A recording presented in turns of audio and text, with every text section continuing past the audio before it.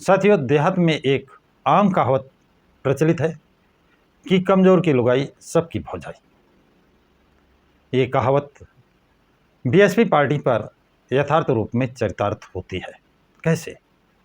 जब बसपा का vote bank बढ़ना शुरू होता है और विरोधी देखते हैं कि अब इसके सामने हम जीत नहीं पाएंगे, उनकी नीतियां फेल होती नज़र आती हैं, तो बसपा पर बीजेपी की बी टीम होने का आरोप लगाना शुरू कर देते हैं।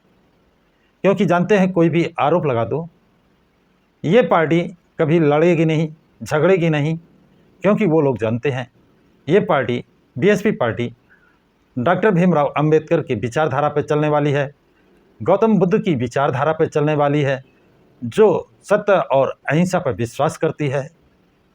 इसलिए उस पर कोई भी आरोप लगा दीजिए और उनका वोट को गुमराह कर लीजिए। इसमें उनको काफ़ी सफलता भी मिली।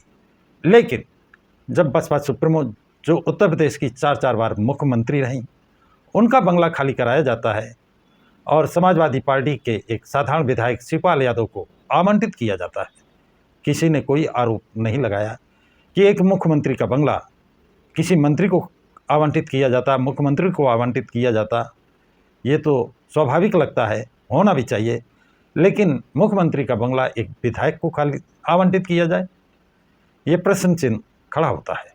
लेकिन किसी में हिम्मत नहीं थी कि ऐसा प्रश्न चिन्ह लगाए। एक पार्टी के कई नेता वो मुख्यमंत्री से भी मिलते हैं, प्रधानमंत्री से भी मिलते हैं, रक्षा मंत्री से मिलते हैं, बीजेपी के प्रदेश अध्यक्ष और राष्ट्रीय अध्यक्ष से भी मिलते हैं, लेकिन उन पर कोई आरोप नहीं लगता है। आरोप हमेशा बीएसपी पर लगता है, जबकि बीएसपी की राष्ट्रीय अध्यक्ष बहन मायावती पर कोई फोटो इन लोगों से मिलते हुए नहीं देखा होगा, ना वायरल हो सकता है। यहाँ तक कि वो अपने भतीजे की शादी में भी किसी को इनवाइट भी नहीं किया। इसके बाद भी बी टीम का जो नारा दिया गया, बदनाम किया गया, वो बीएसपी है और लोग यकीन कर लेते हैं। अब ये कहने वालों की और यकीन करने वालों की सोचने की क्षमता है। लेकिन इसी क्रम में 2024 लोकसभा चुनाव में एक उम्मीदवार पर इसी तरह का प्रदेश अध्यक्ष ने आरोप लगाया। उस उम्मीदवार ने, उस बसपा नेता ने हिम्मत करके, साहस करके उस प्रदेश अध्यक्ष पर, उस आरोप लगाने वाले पर मुकदमा कायम कराया, जिसमें गिरफ्तारी पत्र जारी हो गया है। अब लोग उस नेता की, बसपा के नेता की लोग बड़ी तारीफ कर रहे हैं कि इस तरह सभी लोग अगर मुकदमे कायम कराने लगे तो जो झूठे आरोप लगा रहे हैं, बिना जड़ बूझ के आरोप लगा रहे हैं, उनको जेल की हवा खानी पड़ सकती है। तो ये क्या कारण है, क्यों आरोप लग रहे हैं, कहाँ का मामला है, कौन सा प्रदेश अध्यक्ष है, किसने उस पर मुकदमा कायम कराया, कब उसमें वारंट जारी हुआ, कब उस पर सुनवाई होगी, ये सब कुछ जानने के लिए इस वीडियो को अंत तक जरूर देखें।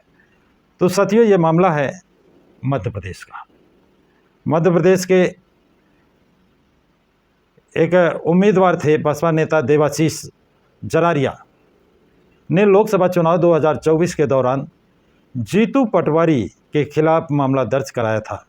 आरोप है कि चुनाव प्रचार के दौरान उन्होंने बसपा नेता पर बीजेपी से साठगांठ करने का आरोप लगाया था, जिसके बाद 4 मई 2024 को बसपा नेता ने उसके खिलाफ मामला दर्ज कराया था। अब उसमें क्या है, 4 मई 2024 को तत्कालीन कांग्रेस विधायक पटवारी के खिलाफ दर्ज हुआ केस। बसपा नेता और प्रत्याशी देवाशीष जरारिया ने भिंड जिले के उमरी पुलिस थाने में, जिला भिंड, प्रदेश मध्य प्रदेश का जिला भिंड, थाना उमरी में तत्कालीन विधायक जीतू पटवारी के खिलाफ 4 मई 2024 को मामला दर्ज कराया था। अब इस मामले में अगली सुनवाई 8 मई को होगी।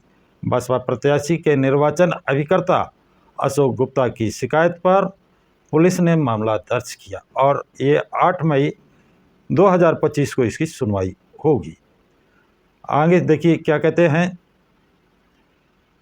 कि कांग्रेस प्रदेश अध्यक्ष श्री जीतू तिवारी ने लोकसभा चुनाव के दौरान भिंड उमरी के बसपा प्रत्याशी पर अनर्गल टीका टिप्पणी और बसपा राष्ट्रीय अध्यक्ष बहन कुमारी मायावती जी पर बेहद अमर्यादित बयान मंच से दिया था।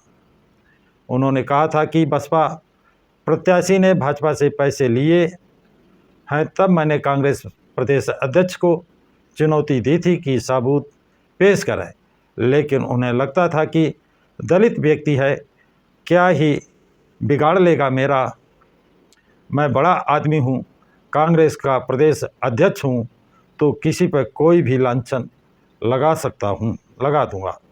अब केस में दूसरी बार जमानती गिरफ्तारी वारंट जारी हुआ है। मैं कांग्रेस के प्रदेश अध्यक्ष से कहना चाहता हूँ, आप कोर्ट में साबित करें जाकर कि मैं कितने में बिका था, नहीं तो सज़ा के लिए तैयार रहें। साहब, हम गरीब हो सकते हैं लेकिन स्वाभिमान से समझौता करना नहीं सीखा है। आप कुछ भी गलत बोलकर बच नहीं पाएंगे, ये देवाशीष पटारिया ने कहा है।